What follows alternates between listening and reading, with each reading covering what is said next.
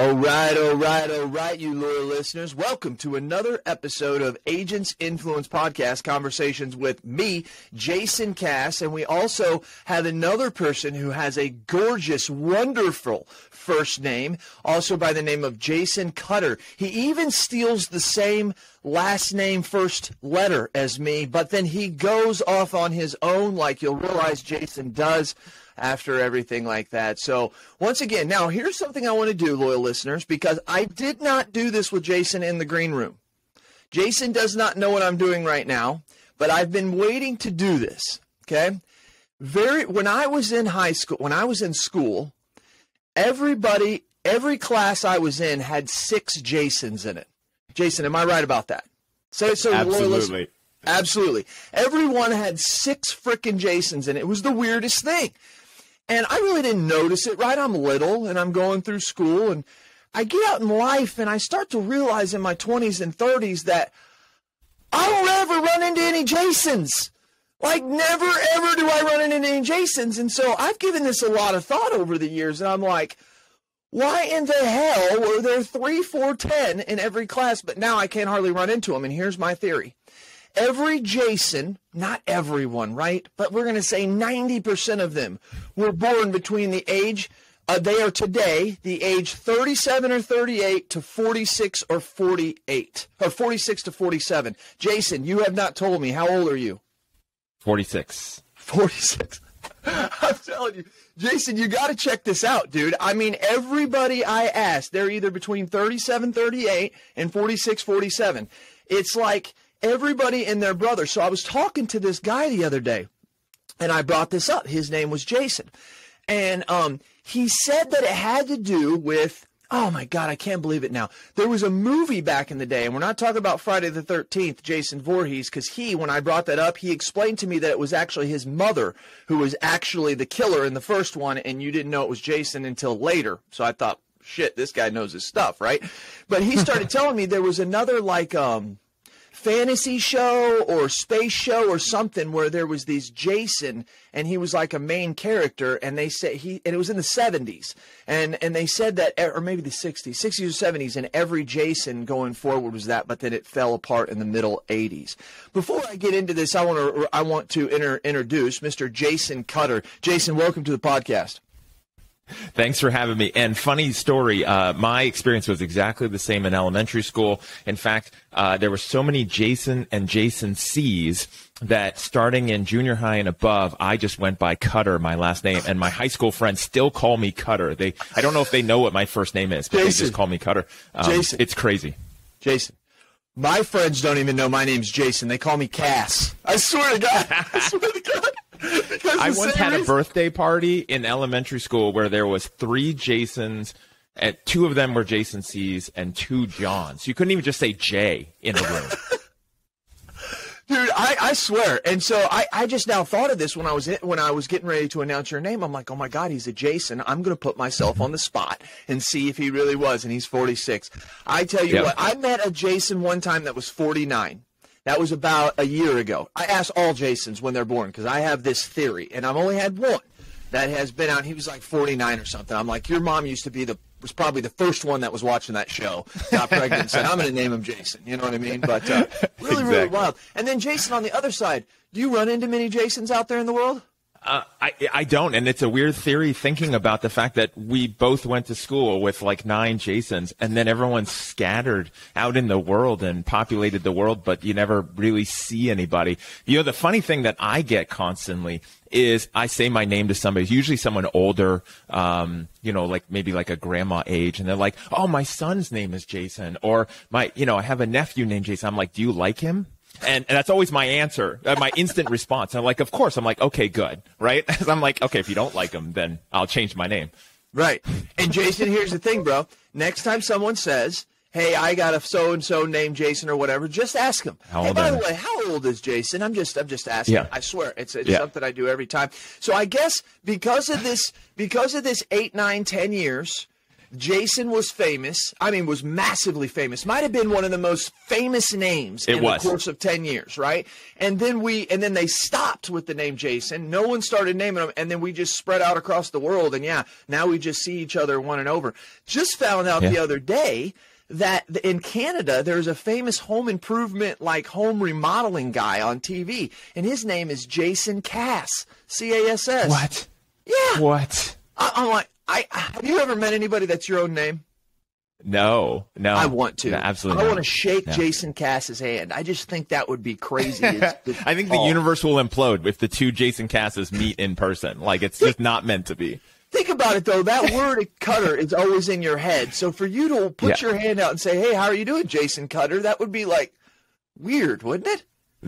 Absolutely weird. There's a guy, David Cutter, that I know through the conferences and the stuff that I do, and he actually hired me as a client. No blood relation, but, you know, the name Cutter goes way back, England and then Pilgrims and stuff. But it's even weird just meeting another Cutter in general. Fantastic. Yeah.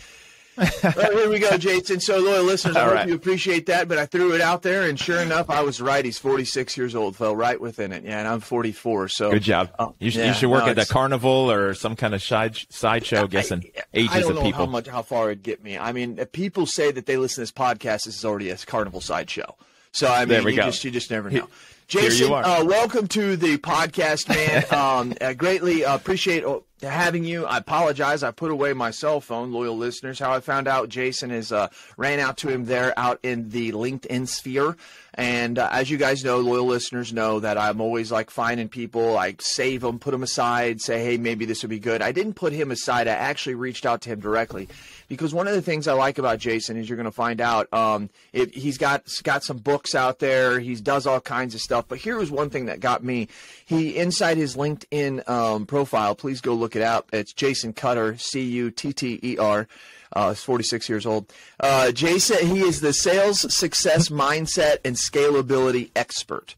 Sales success mindset and scalability expert. That's actually really not hard to say. I just butchered it right there. So, Jason, welcome to the Agents Influence podcast, man. All right. Officially welcomed. Thank you. I'm excited. Yeah. Hey, man, let's get on with this. Usually these go anywhere about 20 to 30 minutes, but today we're already at 7 minutes because Jason had to tell a stupid-ass story, which I think is actually pretty crazy. Wait, which Jason? Hey, I didn't tell a stupid... Wait, that was me. Oh. Yeah, good point. You. Jason C. Jason C. Wait. Shit. All right. So let's say August 16th, loyal listeners, is when we're recording this. It's at 8:11 a.m. You're thinking, how in the hell are they this giddy at 8:11 a.m.? Well, at least it's Central Standard Time for me. Jason, where are you? Mountain Time? What are you, Central? I'm in Florida, so I'm in Eastern Time. You're in Eastern. Where Cass is going to be moving to in about 13 months. Where are you at in Florida? Good job. Southwest Florida, Fort Myers, Naples area. Dude, that's where I'm moving. I'm not bored. I'm moving to Fort Naples. Fort Naples. What the hell, man? It's 8:11 in the morning. I should be clear about this. But Fort Myers, yeah. My wife and I have been looking for the last 3 years of where we're going to move into Florida. We've been up around the Tampa area. We've been down to Venice. I mean, I'm serious. We have spent months over the last 3 years just vacationing, and so we went to Fort Myers actually this year. Yeah, and we went to Fort Myers Beach, and the reason why it was the last place we went is because everybody told us that it was the least enjoyable. The Casses walked away. That was our favorite place. We were down on Fort Myers Beach. It's like old school beach mentality. We want a beach house just like that. I'm like, dude, so me and my wife, we looked at each other when we came back, and I said, if we decided right now, we had to pack up right now, of all the places we have been, where do you want to go? And she says, I want to go to Fort Myers. I said, me too. I said, that's probably where we're going to go. So that's cool. Maybe we'll see each other face to face here pretty soon. 100%. We'll get the Jasons together. Yeah, and there's also some other good people over there. There's a lot of good people that I know in Fort Myers. I mean, a lot of good insurance, well-connected people that live there. So that's another reason why I was looking forward to moving there. I like the boat as well. But anyways, hey, nice to meet you. Glad you were born in Florida. We'll see each other soon. Wonderful name. Now let's get on to it. Are you an iPhone or are you a Droid user?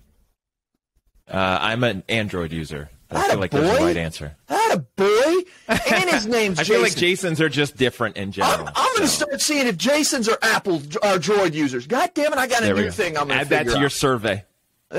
Dude, I'm going to. Good job. Boop, boop, boop. I don't get to do this very often. The loyal listeners are listening to this laughing because they know I'm usually depressed at this time because there's another iPhone user in the world.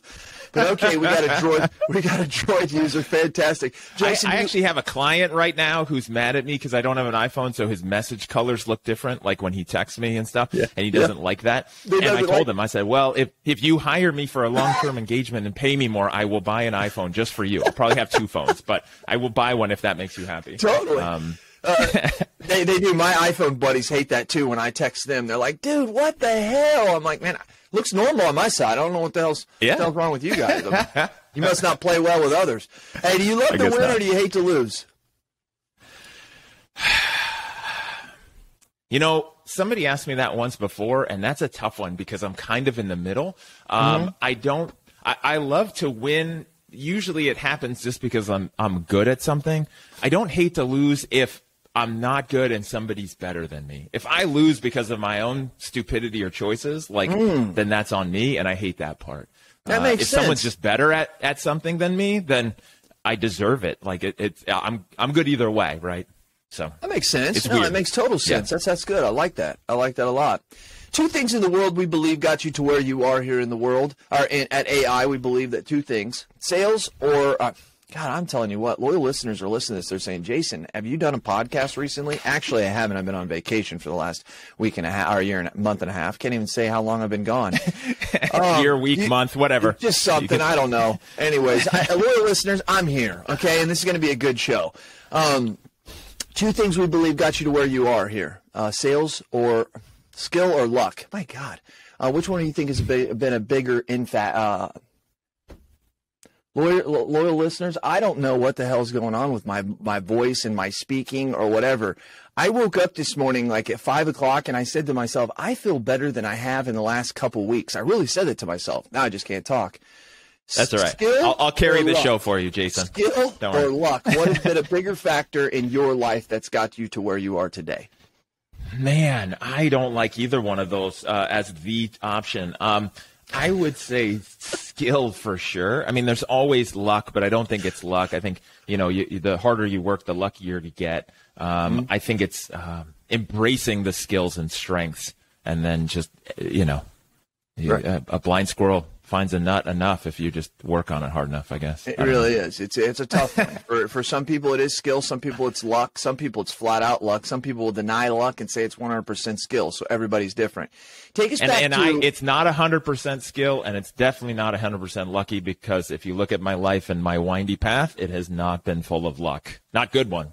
Let's talk about that windy path. Take us back to college. Bring us forward to where you are today and how you got there. Yeah, so I took the path that most authors, podcasters, sales consultants, coaches, trainers take, especially ones named Jason, who do things everything different in life. Right. I got a bachelor's degree in marine biology, and I tagged sharks for a few years in and around Santa Cruz, California. That's cool. Yeah. That's cool. So where'd you go from there? You got to bring us all the way forward to how you got to where you are right now. So the punchline of my marine biology was, because of how I was raised and because of how I felt about people, it was safer and smarter to be tagging sharks and dealing with sharks than dealing with humans, because I didn't really like humans and they didn't really like me. And then I found out by working in a restaurant that I was actually pretty good with people, even hungry people, which is the most dangerous type of human. And then life took me up to Washington State. I was in California. Took me to Washington State, and I got a job at Microsoft doing tech support, because I thought I wanted to get into computers and technology, and tech support's a good entryway. And I realized, A, tech support is not fun, and B, I don't care about technology. That wasn't my passion. And then fell into the mortgage business in 2002, which was pure order taking, height of the real estate boom. Everything was going nuts. Literally just sit back and answer the phone every once in a while and make a bunch of money and whatever. Took no skill. From there, I went to helping people who were in foreclosure avoid losing their home, and then started working in phone call center type environments, telesales, both in pre-foreclosure, credit card, debt management, debt settlement, helping people around their finances and financial life. Took a quick detour and did some secret government stuff for a few years and ran away from sales and operation, got pulled back into it. was working at a company helping people with student loans and running call centers and operations and, marketing, and then started consulting about 3.5 years ago. Son of a gun. Okay, so you're well-rounded. So what got us going to consulting when it has to do with the mindset? And then this thing that I told you at the beginning, a scalability expert, what is that? So one of the biggest things is a common path that happens is somebody's really good in sales, right? And so they're good at selling. And then what happens is they move their way up in an organization. And then they try to lead the same way they sell, and they think that everyone sees the matrix like they see it.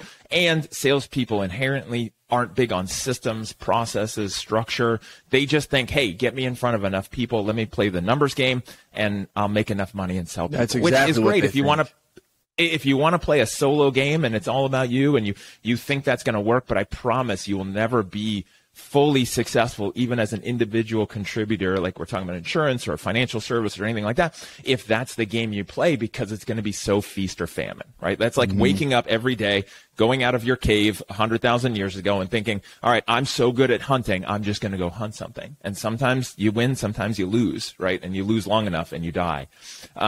So most people who are natural, air quotes, and we could debate that term depending on how long we want to make the show, salespeople, they aren't systems, processes, scripts, operational people. Then you take someone like that and they have an entrepreneurial spasm, as Michael Gerber says in the E-Myth Revisited book. And yes, then they, like in your world, then they open up an agency and they're like, well, I'm great at sales, so let me just find a bunch of salespeople like me and I'll make millions. But there's a lot to it. So for me, the scalability is taken from looking at franchise models and McDonald's. And it's like, all right, so how do you make it so there's systems and processes in place so you can get repeatable, scalable results out of your sales team and not this crazy up and down and not this unpredictable. And at the same time, and warning, this is for the salespeople who might already be thinking about tuning us out, is it's not about making you sound like a robot. It's about letting you do what you do best in your conversations, but filling in everything around you with the systems that it takes to scale, whether you have 2 people on your team or you want to have 1,000. Now, Jason, here is something that that I want to bring up here, because you said that people that are like me, who I would say I'm a natural-born salesperson. I'm just saying that because people have told me that, and I don't have any skills in it, but I seem to do really well at it. Let's just say that. But it even emphasizes the point when you said they normally don't have the processes, the detail work. And that's totally me, like 1,000%. I could totally see that. And then there's people who say, well, I'm not even a salesperson, but then they get in a sales role, but because their processes are so good, they end up starting making sales, right? One of the things that I think that's important here is when you talk about scalability, you're talking about sales. And in an insurance agency, here's a problem. If an insurance agency gets too much business, like a lot of agencies will say, give me some of those online leads. I'll take 100 a day. You don't want 100 a day, because here's the deal. Not only do you not have a process, but if you do sell it, your whole team doesn't have a process to be able to service all of that business, right? So when you're talking about, and this is coming to you, Jason, when you're talking about scalability and you're talking about a sales team, do you ever have problems where they start selling so much that the actual whole team now is like, holy shit, we got to put together a process to support all this incoming business? 100%, right? Because if we think about it, like, and I look back at a lot of our human evolution, and it's just there's these patterns that we have as humans, right? Like if you're a farmer and you plant a bunch of crops and then you harvest them all and you don't have a way to process them, you can harvest them, put them aside, and then they're all just going to rot, right? Good point. And so the Good same point, thing brother. with this is you've got to be able to handle whatever you're producing and scale in all departments. So the funny thing about me is I'm an operational guy first and a sales guy second. So I'm kind of the yin to your yang, which is I happen to have learned how to be really good at sales, but my brain thinks operationally and systems. And here's the other crazy part about me, since I'm not a pure salesperson, where salespeople think sales is God and then everyone else is there to serve them in an organization. I don't. I think there's an operation, the organization, the company, and I think there's a customer, The customer doesn't care about your departments. They just want help or your service. And so for me, I look at the whole, right, very holistically when we're talking about processes, scalability. Sales selling something that no one else can fulfill is dangerous and a waste of money and damaging to reputations. So say that again. What did you just said? What did you just say was dangerous? Say that again. I don't know. It's 8:24 your time, so it's too early for me to remember. But selling too much that other people can't handle and process is dangerous, right? It's going to cost you money. You're going to lose money, and then it's dangerous to your reputation because those customers are going to be unhappy. And in this digital world, it takes 5 seconds for someone to destroy your reputation online. Because what's the number one thing that you see companies do that prevent them from scaling? Ego. It's ego in thinking that let's just do the way that we've always done, or here's what I did before, and I don't need your systems and processes, right? Like, let me just keep selling people and you figure it out. And I don't understand why that's an issue. Just let me keep selling. Really crazy, isn't it? How do you break that ego thing? The first step is admitting you have a problem, right? That's the first of the 12 steps. And I say that pretty straight. Usually I laugh more. But, it's true. It's true because a lot of organizations I see and some that I talk to, they don't want to change because they think they know it all and they just want to keep doing what they've always done. The ones that I work with, the ones that are going to make the change, just like us as humans, is you have to admit that there's an issue, right? And that you want help and that you're willing to implement help. And it's got to be a company culture from the top down. The leader has to agree to it, has to want it. That will trickle down. Everyone's going to have to handle change. Change is painful. People don't like change. But for the sake of the whole organization to succeed and the team to win, you've got to do something different. What are you looking for when you go into these agencies or a business? Let me just say, I say agencies, but I mean a business. Yep. Business owner calls you, says, hey, we're having this problem or that. What's usually the problem that they're having? And then when you get in there, is it usually that problem or is it a different problem? So most of the time, the problem that they say they're having is definitely accurate. The actual solution to it is so much more involved that they may or may not want to fix it, right? So it's the common issue that people come to me with and say, my agents, either one of two things. My agents, my salespeople, my reps aren't closing enough deals. They have enough leads and they're acting more like order takers, especially once they know about kind of the terms I use with order takers versus, deal makers and quota breakers. Like you identify that in your reps, you go, wait, they're just sitting back taking orders, like wasting money, wasting leads. And then the other issue is when owners come to me and they say, I have a turnover problem. My reps aren't very good. I have a turnover problem. I'm firing them or they're quitting. They're never hitting their numbers. And what's the issue? And so for those, we can attack it. The order taker part is easier because that's just some training. Like I have some workshops that I do that will help people in the short term close more deals. The retention and the long term is different because that goes back to how you hired somebody and then the expectations you set and then the onboarding and then the training. And I promise that most organizations do not have a structured recruiting, a structured training, a structured accountability, a structured leadership development program. They just want to hire people and say, do what you do best, go make me some money. And if it doesn't work out, I'll just fire you and find somebody else. That's exactly right. Loyal listeners, I will be the leader of all leaders, and I will say that that's me. And if you're driving down the road, if you're running, if you're swimming, wherever you're listening to this right now, if you do not think that is you, 80% of you are lying. You're lying to yourself, okay? And I'm going to be one of those that says that. I hire people. I don't have a certified training. Actually, if they're a virtual employee, I have like a very organized onboarding training. But they're an actual employee. We do have some minor employee, but like you said, the structure of the accountability and all that, people are terrible at that stuff. Agents are terrible at that stuff. And you know why? You know why we get away with it, Jason? We get away with it because of renewable income. I still get paid. This is a true story. People don't realize this. Loyal listeners, you don't even maybe realize this or not. Go into your office on January 1st and lock the door and tell everybody to stay home for the whole year. Come back on December 31st, unlock the door. You're probably going to have a lot of mail. But tell everybody to come back to work, and you're going to have 70 to 80% of your revenue still coming in. That's the insurance business. We could continually get paid whether we do a good job or not. We'll get paid whether we're even there or not.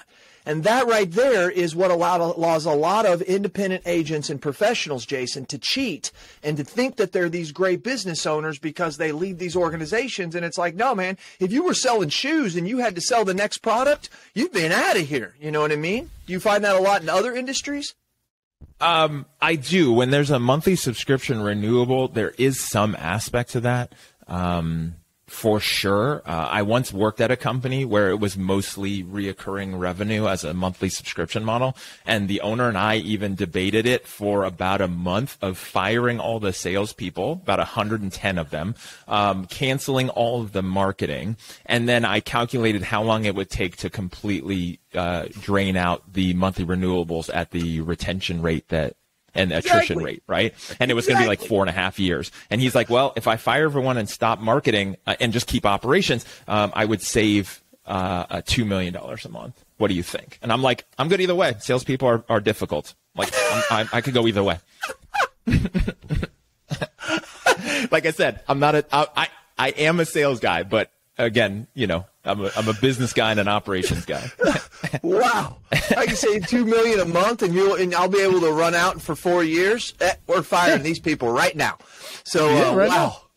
Holy One cow. more time, they don't do what we ask them to do, and it's over, right? But I think it's also a challenge because I see that in the insurance business where high turnover just means I don't have to pay that agent anymore, right? I'm getting their deals for as long as they're in my company, and then I'm just picking those up, and then I'm keeping those for the house. And I don't know. I don't have any proof of this, but I could just see some agency owners thinking like, this is a great model. I'd love my people to turn over constantly. Do you know where the abuse comes in that, Jay? CJ, you just built huge credibility with our audience because you obviously know what the hell's going on when these agents, or these agency owners, I'll take on this agent and, you know, if he brings on some accounts in 6 months he leaves, that's a loss to me? Well, actually there probably is some like serious financial loss there based on the time that you took to train them and everything else like that. If you train them.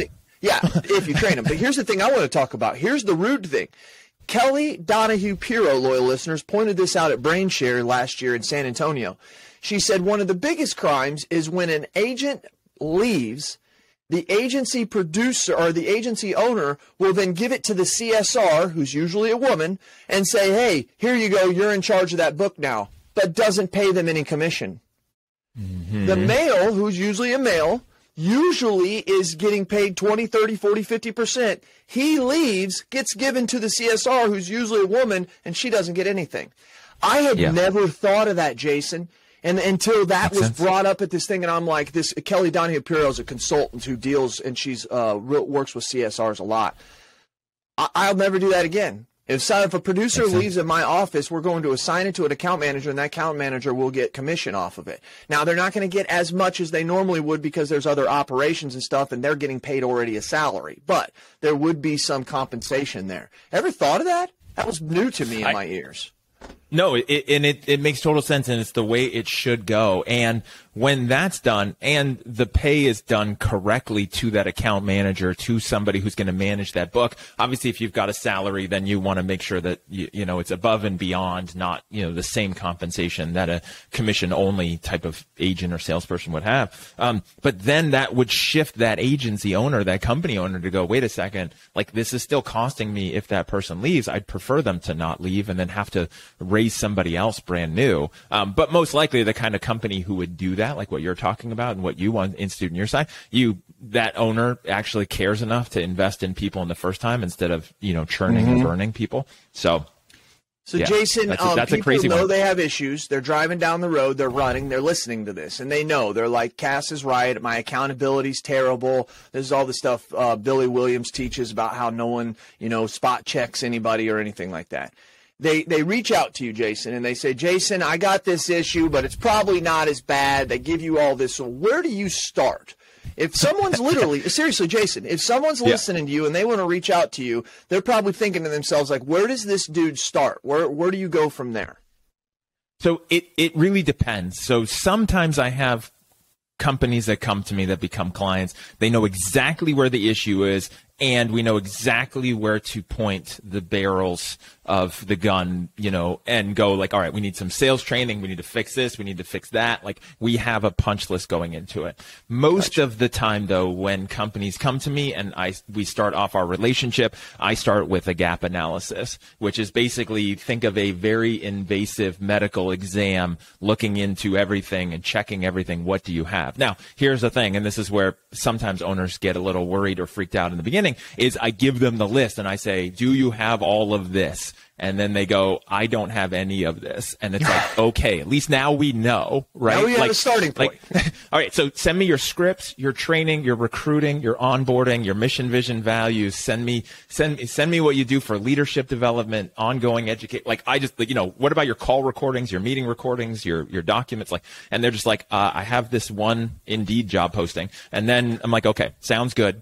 We can work with that. Now we know where the gaps are. And so I'll put together a report of like, these 24 different categories that I use. If you want a scalable sales operation, most of the time they don't apply for somebody depending on the size, but it's like the future plans, the things that you want, like gamification and high-tech phone systems. You don't need those in the beginning, but it's like, all right, what do you have? Where are the gaps, right? I'm looking for, here's where you are, here's where you want to be. Where are the gaps keeping you from getting there? And then how do we triage the most important things first after that point? In some kind of advising, training relationship, and then start knocking those down one at a time, and then, improving the operation. I love it, man. Jay, we've been on here for 30 minutes, even though we wasted the first 10 on just telling people how awesome the word Jason is. But on his shirt is, and also, loyal listeners, I tell you all this time, this is the reason why to watch the YouTube, because every time he was talking about how bad we are, I was always pointing at myself. I want you guys to know that I'm leading, because he's sitting here saying shit, and I'm like, oh, my God, it's like he's in my agency. Because you know why, loyal listeners, no one's perfect. And even after even after Jason works with you for 3 years, you're still not going to be perfect. And there's going to be areas that you have to be willing to step up and say, hey, that's a problem. I got a problem, right? That's it, Jay. Yep. That's it. Like, and it's one of those things where it's also an evolution, right? The issues and gaps we look at right now, give it 6 months. Those may take care of other things that we thought were an issue, or you scale and change and pivot, and who knows. And again, this isn't about making every organization a 1,000-person call center, right? It's about what's scalable for you. Where do you want to get to? What game do you want to play? I mean, I have many clients where the owner is the salesperson, and they've tried hiring people and it never works out. And now I'm helping them build from the ground up, which I actually prefer. It's better to do it right the first time than burn it all down and fix it. So, truly is, man. It's always a process. Jason, I greatly appreciate it. All the loyal listeners appreciate you as well. I mean, it's unbelievable the power that you've had already on the audience. So thank you very much, man. I do appreciate you coming along. If ever you would ever need anything in return from us, let me know. I'd love to come. If you have a podcast or whatever, I'd come on it, because I think it's important.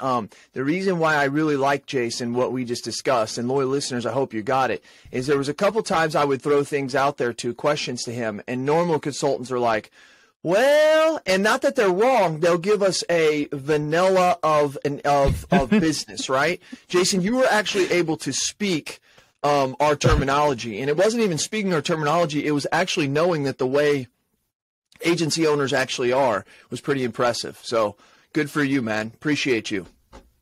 Thanks for having me. This was a blast, and definitely the first 10 minutes wasn't wasted. Definitely educational for the people out there. Very valuable. Yeah. Was it? My wife thinks I'm crazy on that, and now I've told the rest of the world. You loyal listeners can tell me.